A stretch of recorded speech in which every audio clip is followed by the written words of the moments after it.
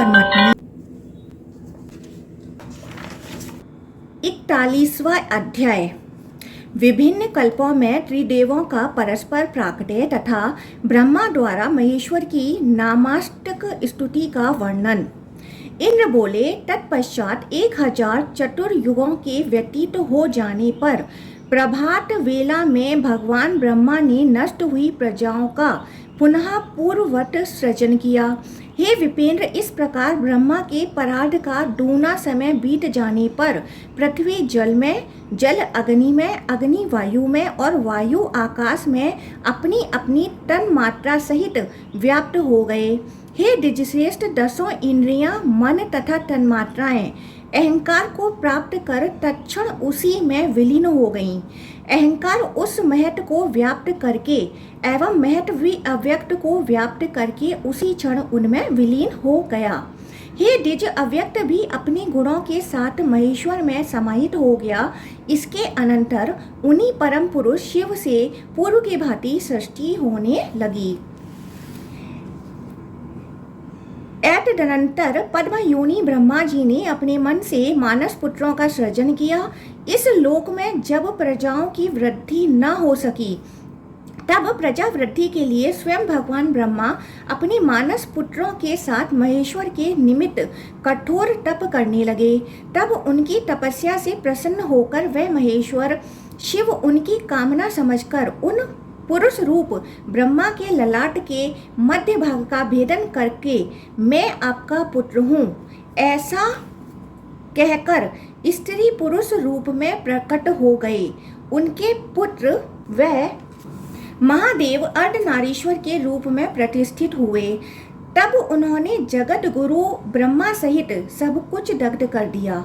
इसके बाद शिवजी ने समग्र जगत की वृद्धि के लिए योग मार्ग के द्वारा कल्याणमयी अर्धमात्रा स्वरूपिणी अपनी अर्धांगिनी परमेश्वरी के साथ संसर्ग किया। विश्वेश्वर विश्वात्मा परमेश्वर शिव ने उन परमेश्वरी से विष्णु, ब्रह्मा और पाशुपत अस्त्र का सृजन किया। इसलिए ब्रह्मा तथा विष्णु को महादेव के अंश से उत्पन्न कहा गया है और उन ब्रह्मा को अंडज, पद्मज और भवांग भव भी कहा जाता है। मैंने आपसे यह संपूर्ण पुरातन इतिहास कह दिया। जब तक ब्रह्मा का परार्ध रहता है तब तक उनके ऐश्वर्य तथा तमोगुण से प्रादुर्भूत उनके वैराग्य के विषय में मैं संक्षेप में कहूँगा।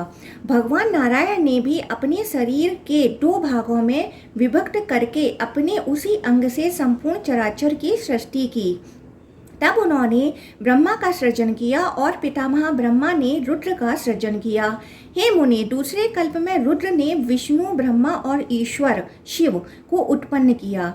हे मुनि, तदंतर दूसरे कल्प में हरि विष्णु ने ब्रह्मा का सृजन किया। पुनः दूसरे कल्प में ब्रह्मा ने नारायण को और फिर भव रुद्र ने ब्रह्मा की सृष्टि की। तत्पश्चात अजन्मा भगवान ब्रह्मा यह संसार दुख रूप है ऐसा सोचकर सृष्टि कार्य छोड़ करके अपने को आत्म तत्व में अवस्थित कर प्राण संचार को निरुद्ध करके पाषाण की भांति अचल होकर 10,000 वर्षों तक समाधि में स्थित रहे। तब उनके हृदय में जो नीचे की ओर मुख वाला सुंदर कमल विराजमान था वह पूरक प्राणायाम द्वारा वायु पूरित होकर विकसित हो उठा और पुनः कुंभक प्राणायाम द्वारा वायु निरुद्ध होकर उर्व मुख वाला हो गया। तब उन्होंने परमेश्वर को उसी कमल की कणिका के मध्य में स्थापित कर दिया। तदंतर आत्म नियंत्रण करने वाले, संयम के द्वारा विशुद्ध आत्मा वाले तथा पूजन के योग्य ब्रह्मा ने ओमकार शब्द से संबंध रखने वाली अर्धमात्रा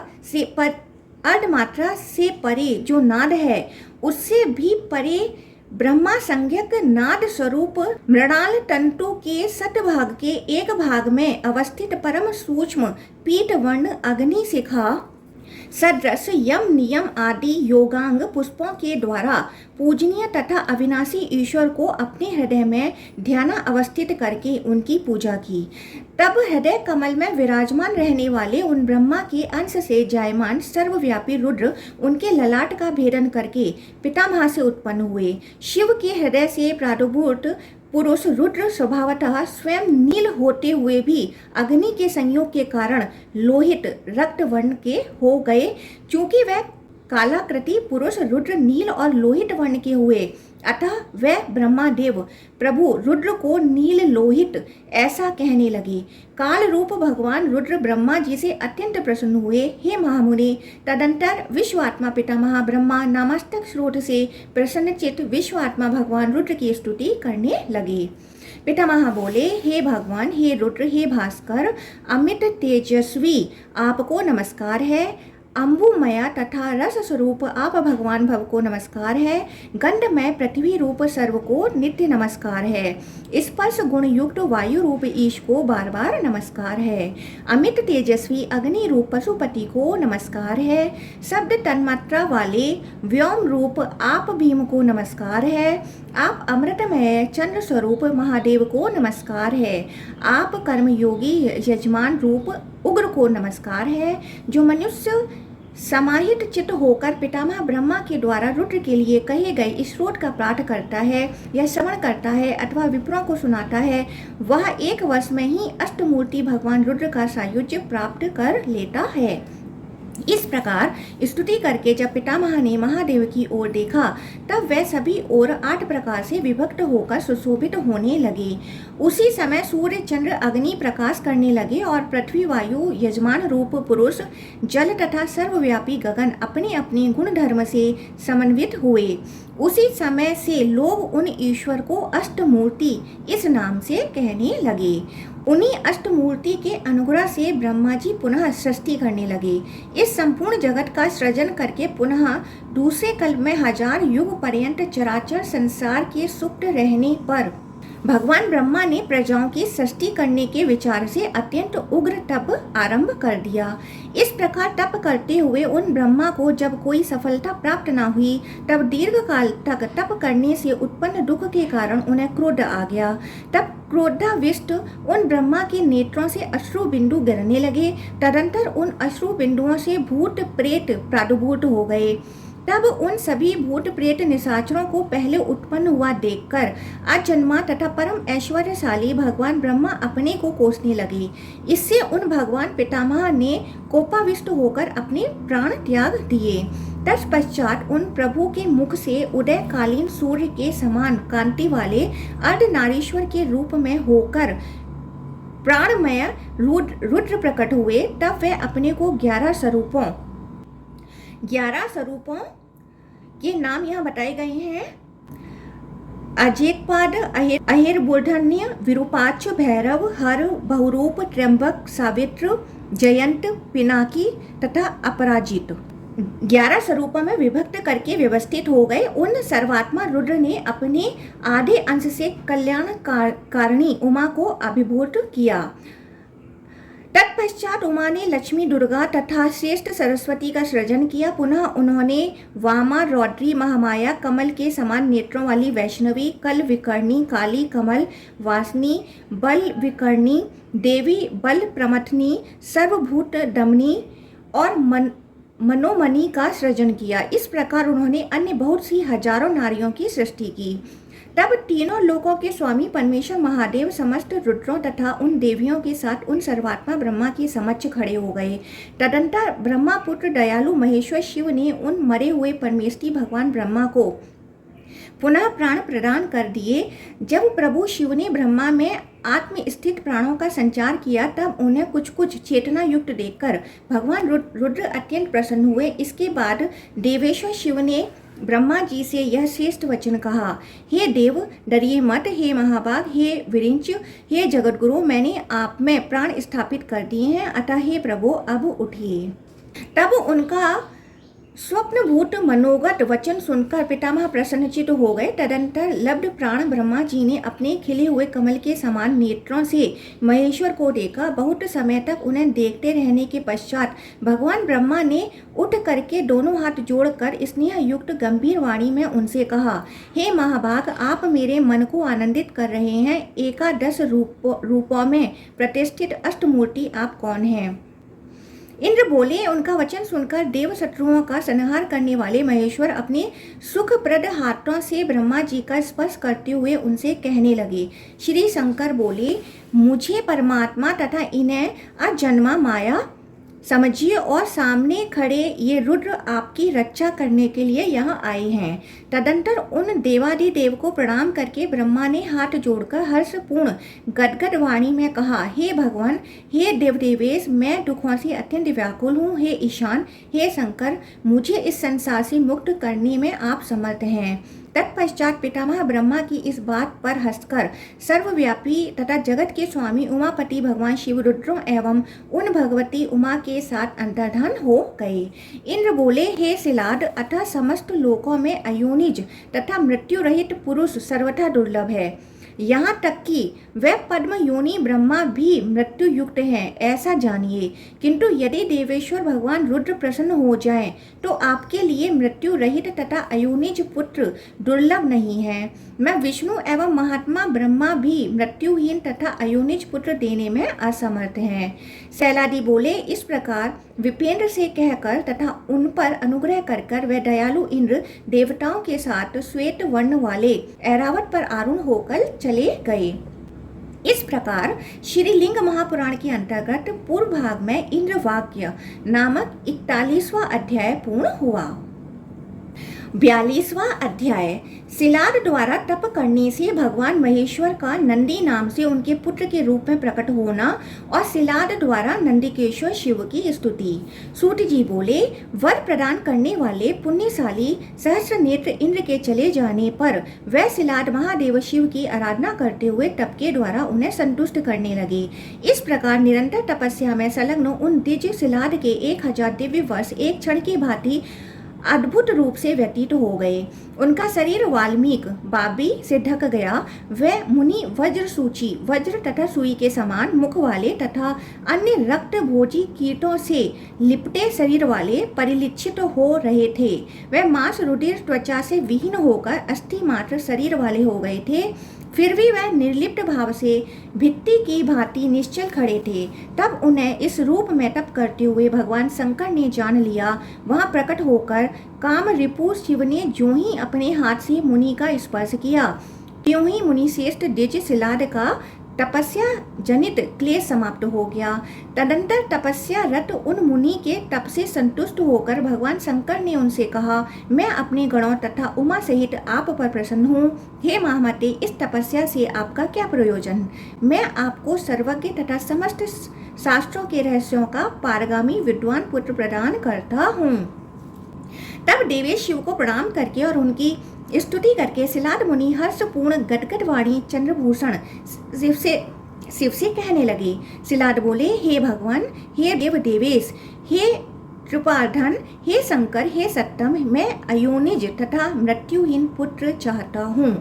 सूत जी बोले, पूर्व में ब्रह्मा जी के द्वारा तपस्या से आराधित परमेश्वर रुद्र ने परम प्रसन्नता के साथ मुनि शिलाद से कहा। श्री देवदेव शिव बोले, हे विप्र, हे तपोधन, मुनियों तथा श्रेष्ठ देवताओं सहित ब्रह्मा जी ने अवतार ग्रहण करने के लिए पूर्व काल में तपस्या के द्वारा मेरी आराधना की थी। अतः मैं नंदी नाम से तुम्हारे अयोनिज पुत्र के रूप में जन्म लूंगा।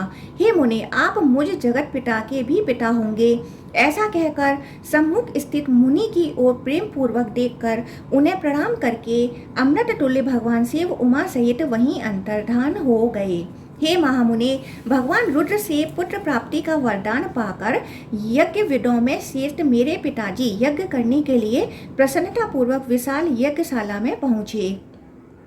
तब मैं पूर्व ही भगवान रुद्र की आज्ञा से उनके पुत्र के रूप में उस अंगगण में प्रादुर्भूत हो गया। उस समय मैं प्रलय अग्नि के समान प्रभा से समन्वित था।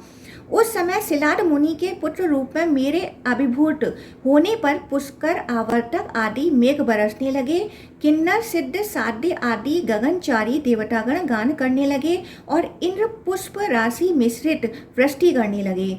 उस समय काल सूर्य के समान आभा वाले जटा मुकुट धारण किए, 3 नेत्रों से युक्त 4 भुजाओं वाले, हाथों में शूल टंक गदा धारण करने वाले, वज्र लिए हुए, हीरे के सदृश उज्ज्वल दांतों वाले, इंद्र के द्वारा आराधित, कानों में हीरे का कुंडल धारण किए हुए, घोर विग्रह वाले तथा मेघ सदृश गंभीर ध्वनि से संपन्न मुझ बाल शिशु को देखकर ब्रह्मा आदि इंद्र तथा सभी मुनीश्वर स्तुति करने लगे और सभी अप्सराएं चारों ओर से वाद्य यंत्र बजाने लगीं तथा नृत्य करने लगीं। हे मुनिश्रेष्ठ, ऋग्वेद, यजुर्वेद तथा सामवेद के माहेश्वर मंत्रों के द्वारा आनंद पूर्वक मेरी स्तुति करके ऋषियों ने मुझे प्रणाम किया। ब्रह्मा, विष्णु, रुद्र, इंद्र, साक्षात अंबिका, शिवा, देवगुरु बृहस्पति, चंद्रमा, महातेजस्वी सूर्य, वायु, अग्नि, ईशान, नेत्रति, यक्ष, यम, वरुण, विश्वदेव, सभी रुद्र, महाबली, वसुगण, साक्षात लक्ष्मी, इंद्राणी, देवी, ज्येष्ठा, सरस्वती, अदिति, दिति, श्रद्धा, लज्जा, धृति, नंदा, भद्रा, सुरभि, सुशीला, सुमना, वृषेंद्र, महातेजस्वी धर्म तथा धर्मपुत्र मुझे घेर कर मेरा आलिंगन करके मेरी स्तुति करने लगे। हे मुनि श्रेष्ठ, उस समय पुण्य आत्मा वाले मेरे पिता मुनि शिलाद भी उस प्रकार के रूप वाले इष्टप्रद पुत्र को देखकर प्रेम पूर्वक प्रणाम करके मेरी स्तुति करने लगे। शिलाद बोले, हे भगवान, हे देवेश, हे त्र्यंबक, हे अव्यय, आप मेरे पुत्र हैं और जगत के रक्षक हैं, अतः अब मुझे दुख किस बात का। हे पुत्र, हे सर्वज्ञ सर्वव्यापी, आप जगत के रक्षक हैं अतः मेरे भी पिता हैं। हे अयोनिज, आपको नमस्कार है। हे जगत योने, हे पितामह, हे पुत्र, हे महेशान, हे जगतगुरु, आप जगत के पिता हैं। हे वत्स, हे महाभाग, हे परमेश्वर, मेरी रक्षा कीजिए। हे सुरेश्वर, आपने मुझे आनंदित किया है अतः आप नंदी नाम से विख्यात होंगे। हे नंदिन, मुझे आनंद प्रदान कीजिए, मैं आप जगदीश्वर को प्रणाम करता हूँ। हे विभो, आप प्रसन्न होइए। हे नंदिन, आप महेश्वर के मेरे यहाँ अवतीर्ण होने पर आज मेरे माता पिता रुद्रलोक चले गए, पितामह प्रपितामह आदि भी रुद्रलोक चले गए। हे जगत प्रभो, मेरे रक्षार्थ पुत्र रूप में आपके अवतार लेने पर आज संसार में मेरा जन्म सफल हो गया। हे सुरेशान, आपको नमस्कार है। हे नंदीश्वर, आपको नमस्कार है। हे पुत्र, हे महाभावो, हे देवदेव, हे जगतगुरु, मेरी रक्षा कीजिए। हे नंदीश, देवताओं तथा दानवों के द्वारा स्तुतियों से स्तवन के योग्य हे वत्स, आपके प्रति पुत्र भाव समझकर मैंने जो भी कहा है उसे आप क्षमा करें। हे पुत्र, जो मेरे द्वारा कहे गए इस स्तवन का भक्ति पूर्वक पाठ या श्रवण करता है अथवा द्विजों को इसे सुनाता है, वह मेरे साथ आनंद प्राप्त करता है। इस प्रकार बाल रूप पुत्र नंदी की स्तुति करके अत्यंत आदर पूर्वक उन्हें प्रणाम कर उत्तम व्रत धारण करने वाले मुनि शिलाद मुनीश्वरों की ओर देखकर बोले, हे मुनिगण, आप सभी लोग मेरे महान अक्षुण्ण भाग्य को देख लें, जो कि मेरे यज्ञांग गण में अविनाशी भगवान महेश्वर मेरे पुत्र होकर नंदी के रूप में अवतरित हुए हैं। संपूर्ण जगत में कौन मनुष्य, देवता अथवा दानव मेरे समान है, क्योंकि मेरे हितार्थ ये नंदी मेरे यज्ञ भूमि में प्रादुर्भूत हुए हैं। इस प्रकार श्रीलिंग महापुराण के अंतर्गत पूर्व भाग में नंदिकेश्वर उत्पत्ति नामक 42वां अध्याय पूर्ण हुआ। 43वां अध्याय शिलाद द्वारा पुत्र नंदिकेश्वर को वेदादि की शिक्षा प्रदान करना। ऋषियों द्वारा नंदिकेश्वर की आयु अल्प बताने पर शिलाद का दुखी होना तथा नंदिकेश्वर द्वारा त्र्यंबक मंत्र का जप एवं महेश्वर पार्वती द्वारा उन्हें अपने पुत्र रूप में अमर होने का वरदान देना। नंदिकेश्वर बोले, महेश्वर को प्रणाम करके पिताजी मुझको साथ लेकर प्रसन्नतापूर्वक अपनी कुटी में लौट गए। जैसे निर्धन व्यक्ति निधि पाकर हर्षित हो जाता है, वैसे ही वह उस समय हर्षयुक्त थे। हे महामुने, जब मैं शिलाद की कुटी में गया तब अपना दैविक दिव्य रूप छोड़कर मैं मनुष्य रूप में हो गया। उस समय किसी अज्ञात कारणवश मेरी दिव्य स्मृति नष्ट हो गई। लोक पूजित मेरे पिताजी ने मुझे मानव रूप में देखकर अपने बंधुओं सहित दुख से व्याकुल होकर अत्यधिक विलाप किया। पुत्र वत्सल तथा सर्वज्ञ सालमकायन पुत्र शिलाद ने मेरे जात कर्म आदि संस्कार किए। हे महामुनि, उन्होंने ही मुझको ऋग्वेद तथा यजुर्वेद की शाखाओं और सामवेद की 1000 शाखाओं का सांगोपांग उपदेश किया। साथ ही उन्होंने मुझे आयुर्वेद, धनुर्वेद, गांधर्व विद्या, अश्व लक्षण, हाथियों के लक्षण, मनुष्यों के लक्षण आदि की शिक्षा प्रदान की। मेरा 7वां वर्ष पूर्ण होने पर परमेश्वर की आज्ञा से मुझे देखने के लिए तप तथा योग शक्ति से संपन्न मित्र वरुण नामक 2 दिव्य मुनि श्रेष्ठ उनके मेरे पिताजी के आश्रम में गए। मुझको बार बार देखकर उन दोनों महात्माओं ने कहा, हे तात, यह नंदी सभी शास्त्रों के ज्ञान में पारंगत होगा, किंतु यह अल्प आयु वाला है। ऐसा आश्चर्य तो कभी नहीं देखा गया है। इसकी आयु आज से मात्र 1 वर्ष की है। उनके ऐसा कहने पर पुत्र से स्नेह रखने वाले विप्रवर सिलाद मेरा आलिंगन करके दुख से व्याकुल होकर करुण स्वर में अत्यधिक रुदन करने लगे। हाँ पुत्र, हाँ पुत्र, हाँ पुत्र, अहो देव विधि तथा विधाता का ऐसा बल, यह कहकर वह दुखित होकर भूमि पर गिर पड़े। तब उनकी दुख भरी वाणी सुनकर आश्रमवासी इकट्ठे हो गए। वह इस अशुभ के लिए विहल होकर मंगल की रक्षा कृत्य करने लगे। उन्होंने अन्य सभी सामग्रियों सहित मधुलिप्त 10,000 दूर्वा की त्र्यंबक मंत्र से आहुति देकर उमापति त्र्यंबक महादेव को संतुष्ट किया। पिताजी संज्ञा शून्य हो गए। पितामह ने भी बहुत विलाप किया। वह भी चेतना रहित हो मृत की भांति पड़े रहे। मैं मृत्यु से भयभीत हो गया और साक्षात मृतक की भांति भूमि पर पड़े हुए अपने पिता तथा पितामह को शीघ्रता पूर्वक सिर झुकाकर प्रणाम करके एवं उनकी प्रदक्षिणा करके रुद्र जप में संलग्न हो गया। त्रिनेत्र 10 भुजाओं वाले शांत 5 मुखों वाले सदाशिव भगवान त्र्यंबक का अपने हृदय कमल में ध्यान करके मैं जप कर रहा था। तब मैंने देखा कि नदी के पुण्य तट पर मैं स्थित हूँ और अर्ध चंद्रमा को आभूषण के रूप में धारण करने वाले महादेव उमा सहित प्रसन्न होकर प्रकट हुए और मुझसे कहने लगे, हे वत्स, हे नंदिन, हे महाभाहो, तुमको भला मृत्यु से भय कहाँ? मैंने ही उन दोनों विप्रों को भेजा था। तुम मेरे ही समान हो, इसमें संदेह नहीं है। हे वत्स, वास्तव में तुम्हारा यह देह लौकिक नहीं है, यह दिव्य है। हे वत्स, पूर्व में सिलाद देवताओं, मुनियों, सिद्धों, गंधर्वों तथा श्रेष्ठ दानवों ने तुम्हारे जिस शरीर का दर्शन किया था और जिसका पूजन किया था वह दिव्य था। हे नंदिकेश्वर, संसार का यह स्वभाव है कि सुख दुख बार बार आते रहते हैं। मनुष्यों के लिए स्त्री भोग का परित्याग ही सर्वथा उचित है, ऐसा विवेकी पुरुष कहते हैं। मुझसे ऐसा कहकर महान कष्टों को दूर करने वाले सभी देवताओं के महेश्वर भगवान रुद्र, हर, वृषभध्वज तथा परमेश्वर महादेव ने अपने दोनों अत्यंत शुभ हाथों से मुझे स्पर्श किया और उनका मन प्रसन्न हो गया। तदंतर गणेश्वरों को एवं हिमालय पुत्री पार्वती को भली भांति देखकर वह सुरेश्वर महादेव प्रसन्नचित्त होकर मेरी ओर देखकर कहने लगे, तुम अपने पिता तथा सुहजनों सहित अजर अमर, बुढ़ापा रहित, दुख से हीन, क्षय रहित एवं अव्यय रहोगे। तुम मेरे प्रिय गणेश्वर हो। तुम मेरे समान तेज तथा पराक्रम वाले हो। तुम सदा मेरे इष्ट बनकर सदा मेरे समीप विराजमान रहोगे। तुम मेरे सदृश बलशाली एवं महान योग बल से संपन्न होगे। मुझसे ऐसा कहकर गणों सहित महातेजस्वी वृषभध्वज भगवान महादेव ने कुशेषमयी अर्थात सत दल कमल से निर्मित अपनी माला उतारकर मेरे कंठ में बांध दी। कंठ में बंधी हुई उस सुंदर माला से मैं 3 नेत्रों वाले तथा 10 भुजाओं वाले दूसरे शंकर के समान हो गया। तत्पश्चात परमेश्वर ने मुझको हाथ से पकड़कर कहा, बोलो, मैं तुम्हें कौन सा उत्तम वर प्रदान करूं? तब उन वृषभध्वज ने अपनी जटा में समाहित अति निर्मल जल को हाथ में लेकर कहा, नंदी हो जाओ। ऐसा कहकर उन्होंने जल को छोड़ दिया। तब दिव्य जल वाली श्याम जल से परिपूर्ण कमल तथा उत्पल के वनों से युक्त शुभ महानदी बन गई। तदंतर महादेव ने उस परम सुंदर नदी से कहा, चूंकि तुम जटा के जल से महानदी के रूप में निकली हो, अतः तुम्हारा नाम जटोदका होगा। तुम पवित्र तथा नदियों में श्रेष्ठ होगी। कोई भी मनुष्य तुम्हारे जल में स्नान करके सभी पापों से मुक्त हो जाएगा। तत्पश्चात प्रभु महादेव ने, यह तुम्हारा पुत्र है, ऐसा कहकर मुझ सिलाद तनय को देवी पार्वती के चरणों में डाल दिया। तब उन्होंने मेरा सिर सूंघकर दोनों हाथों से मुझे स्नेहपूर्वक सहलाते हुए पुनः देव शंकर की ओर देखकर पुत्र प्रेम में 3 पुत्र रूप स्रोतों के द्वारा शंख के समान श्वेत वर्ण वाले जल रूप अश्रु बिंदुओं से मुझे अभिसंचित कर दिया। इनके वह ही तीनों स्रोत 3 नदियां बन गईं। भगवान भव महादेव ने इसे त्रिस्रोतम 3 धाराओं वाली नदी की संज्ञा प्रदान की।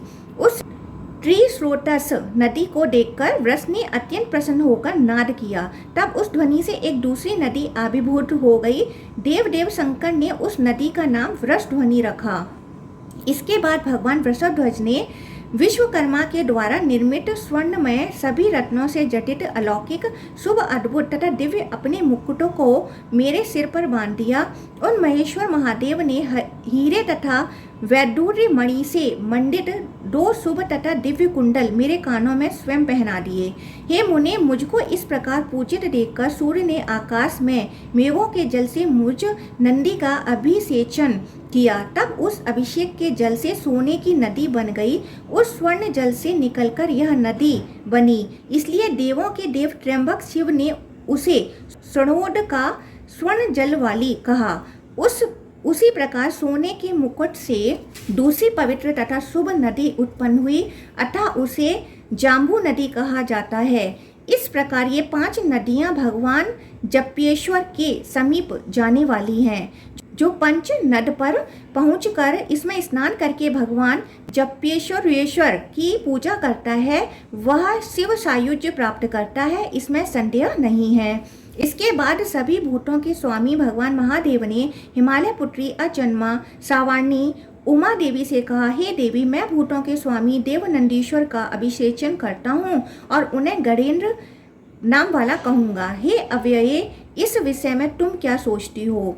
उनका यह वचन सुनकर हर्षयुक्त मुख वाली भवानी ने वर प्रदान करने वाले तथा भूतों के स्वामी अपने पति शिव जी से मुस्कुराते हुए इस प्रकार कहा, हे देवी, सैलादी मेरा पुत्र है, अतः आप इसे सभी लोगों का स्वामित्व और गणेशत्व प्रदान करने की कृपा कीजिए। तत्पश्चात सभी लोकेश्वरों के भी ईश्वर देवों के देव सर्व भगवान वृषभध्वज ने अपने दिव्य गणेश्वरों का स्मरण किया। इस प्रकार श्रीलिंग महापुराण के अंतर्गत पूर्व भाग में नंदिकेश्वर प्रादुर्भाव तथा नंदिकेश्वर अभिषेक मंत्र नामक 43वां अध्याय पूर्ण हुआ। 44वां अध्याय भगवान शिव द्वारा नंदिकेश्वर को गणों के अधिपति के रूप में प्रतिष्ठित करना एवं सभी देवों के द्वारा नंदिकेश्वर का अभिषेक तथा शिव नाम मंत्र की महिमा। सैलादी बोले, रुद्र के स्मरण करते ही गणेश्वर लोग उपस्थित हो गए। उन सभी की हजार भुजाएं थी। उन्होंने हाथों में 1000 अस्त्र धारण कर रखे थे। उनके 3 नेत्र थे। वे महान गण देवताओं से वंदित हो रहे थे। वह करोड़ों कालाग्नि के समान थे। वह जटा मुकुट धारण किए हुए थे। दाढ़ों के कारण वह विकराल मुख वाले थे। वह शाश्वत शुद्ध तथा प्रबुद्ध थे। वह अपने ही समान करोड़ों अनुचरों से युक्त थे। ऐसे असंख्य महात्मा गणेश्वर प्रसन्नता के साथ वहां आए। वह महान बल से संपन्न गण गाते दौड़ते भागते नाचते तथा अनेक मुखों वाद्यों को बजाते हुए आए। वह रथों, हाथियों, घोड़ों, सिंहों और बंदरों पर सवार थे। कुछ गण स्वर्ण चित्रित विमानों पर भी आरूढ़ थे। महायोग से संपन्न वह गणेश्वर भैरी, मृदंग, पणव, आनक, गौमुख, पटह, एक पुष्कर, मुरज, आडंबर, डिंडिम, मर्दल, वेणु, वीणा, दुर्धुर, तलघाट, कच्छप, परम एवं अन्य प्रकार के वाद्यों को बजाते हुए तथा विविध ताल ध्वनियां करते हुए भगवान शिव की सभा में आए। महान शक्ति से युक्त तथा सभी देवेश्वरों के ईश्वर उन गणेश्वरों ने महादेव एवं पार्वती जी को प्रणाम करके यह वचन कहा, हे भगवान, हे देव देवेश, हे त्र्यंबक, हे वृषभध्वज, आपने हम लोगों का स्मरण किस लिए किया है? हे देव, हे महाभूते, आदेश दीजिए। क्या हम लोग समुद्रों को सोख लें? क्या यम को उनके सेवकों सहित मार डालें अथवा मृत्यु पुत्री जरा तथा मृत्यु को मार डालें अथवा पद्म योनि ब्रह्मा का पशु की भांति वध कर दें? क्या अत्यंत कुपित होकर हम लोग देवताओं सहित इंद्र को, वायु सहित विष्णु को अथवा दानवों सहित दैत्यों को बांधकर यहाँ ले आए? हम लोग आपकी आज्ञा से आज किसका घोर अनर्थ कर डालें? हे देव, सभी कामनाओं की समृद्धि के लिए आज किसका उत्सव है? भगवान शंकर ने वैसा कहने वाले उन करोड़ों सभी सर्वपूज्य गणेश्वरों का सम्मान करके उनसे कहा, हे जगत के हितकारकों, सुनिए, जिसलिए मैंने तुम लोगों को यहाँ बुलाया है उसे सुन करके हे शुद्धात्माओं गणेशरों निसंक होकर कीजिए। यह नंदी हमारा पुत्र है, यह सभी का ईश्वर है, यह समृद्धिशाली विप्र तुम लोगों का नायक तथा सेनानी है। अतः मेरे आदेश से तुम सभी लोग अपना स्वामी एवं सेनानी मानकर इस महायोगपति का अभिषेक करो। भगवान शिव के इस प्रकार कहने पर वह सभी गणेश्वर ऐसा ही होगा यह कहकर आपस में परामर्श करके सामग्रियां एकत्रित करने लगे। वह स्वर्ण निर्मित दिव्य सुंदर मेरु सदृश तथा मनोहर सिंहासन ले आए। उन्होंने अनेक स्तंभों वाले उत्तम स्वर्ण की प्रभा से युक्त लटकती हुई मोतियों की झालरों से सुशोभित मणियों एवं रत्नों से जटित वैडूर्य मणि के स्तंभों वाले किंकड़ियों से सुशोभित सुंदर रत्नों से समन्वित तथा सभी ओर मुख वाले एक मंडप का निर्माण करके उसके मध्य में उस सुंदर आसन को स्थापित कर पाद प्रतिष्ठा के लिए उसके आगे नील वज्र से जटित एक पादपीठ रखा। उसके दोनों ओर उन्होंने 2 कलश रखे जो सुगंधित जल से भरे हुए थे तथा उनके मुख कमल पुष्पों से ढके हुए थे। सोने चांदी तांबे और मिट्टी के 1000 कलश वहां रखे थे जो सभी तीर्थों के जल से परिपूर्ण थे। महात्मा परमेष्ठी ब्रह्मा ने दिव्य वस्त्र युगल दिव्य गंध केयूर कुंडल मुकुट हार 100 सलकाओं तीलियों वाला छत्र और एक बाल व्यजन प्रदान किया। शंख तथा मोतियों की माला के समान गौर वर्ण वाले दंड से सुशोभित और चंद्रमा के समान शुभ्र व्यजन स्वर्ण का दंड मूठ लगा हुआ चामर भली भांति पूजित ऐरावत तथा सुप्रतीक ये 2 हाथी विश्वकर्मा के द्वारा बनाया हुआ एक सोने का मुकुट 2 स्वच्छ तथा दिव्य कुंडल श्रेष्ठ आयुध वज्र सोने का सूत्र तथा 2 कैयूर वहां रखे गए। देवताओं के द्वारा पूजित उन गणेशरों ने चारों ओर अनेक प्रकार की अन्य आवश्यक सामग्रियों को सावधान होकर वहां उपस्थित कर दिया। तदंतर इंद्र सहित विष्णु आदि देवता मुनिगण भगवान ब्रह्मा